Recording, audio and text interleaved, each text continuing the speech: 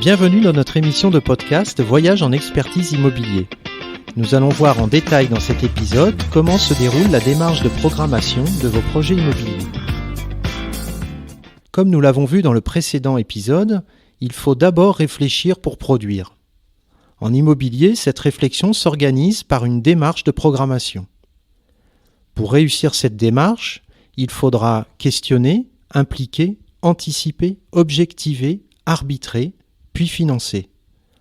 La démarche commencera par une phase de diagnostic et d'exploration. Il s'agira d'identifier les différentes options pouvant être envisagées au regard des priorités du maître d'ouvrage et des éléments contextuels les plus fondamentaux de votre opération. Ces options peuvent porter sur les besoins à satisfaire, les activités à mettre en place, la nature des travaux, en tendant vers l'exhaustivité des sujets questionnés, afin d'éviter de laisser en suspens une question qui, plus tard, pourrait sensiblement perturber ou remettre en cause le projet. À partir du diagnostic, on abordera la phase de pré-programmation.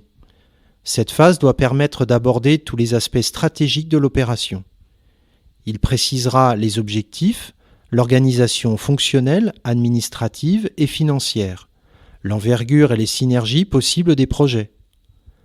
On y planifiera également la réalisation de l'équipement dans le temps, en précisant les conditions et les contraintes prévisibles. Ces réflexions permettront d'établir un pré-programme théorique qui différenciera, si besoin, différents scénarios qui feront l'objet chacun d'un bilan atout-inconvénient.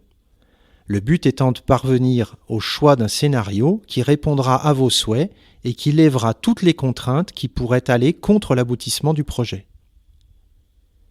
Une fois le scénario arrêté, le programmiste définira le programme du nouvel équipement. Ce programme sera le support de la consultation d'un maître d'œuvre, d'un contractant général ou de tout autre prestataire concepteur-réalisateur.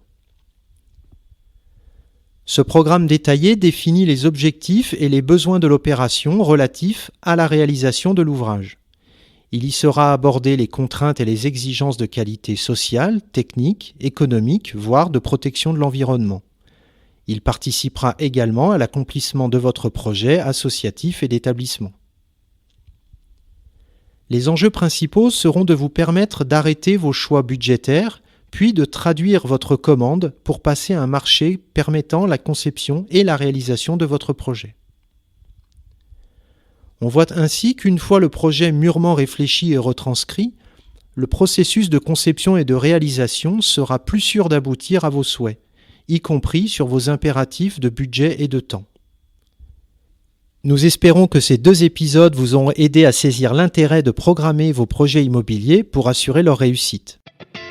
Rendez-vous dans les prochains épisodes pour la suite de notre voyage en expertise immobilier. À bientôt!